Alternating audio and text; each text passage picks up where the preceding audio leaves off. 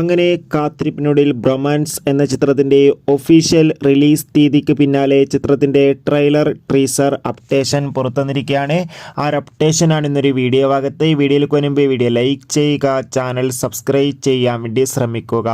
അർജുൻ അശോകൻ, മാത്യൂസ്, മഹിമ നമ്പ്യാർ എന്നൊക്കെ പ്രധാന കഥാപാത്രങ്ങളായി വരാൻ പോകുന്ന ചിത്രമാണ് ബ്രൊമാൻസ്. എല്ലാ സിനിമാ പ്രേമികളും ഒരേപോലെയാണ് ബ്രൊമാൻസ് എന്ന ചിത്രത്തിൻ്റെ ഓരോ അപ്ഡേഷനും അറിയാൻ വേണ്ടി ഏറെ ആകാംക്ഷയോടെ കാത്തിരിക്കുന്നത്.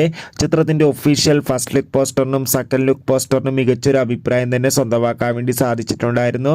ഏവരും ഏറെ ആകാംക്ഷയോടെയായിരുന്നു ചിത്രത്തിൻ്റെ ഓരോ അപ്ഡേഷനും അറിയാൻ വേണ്ടി കാത്തിരുന്നത്. ഫൈനലി ചിത്രം ഫെബ്രുവരി 14 തീയതി തിയേറ്ററുകളിൽ എത്തുമെന്ന് ഒഫീഷ്യലായി കൺഫേം ആക്കിയിട്ടുണ്ട്.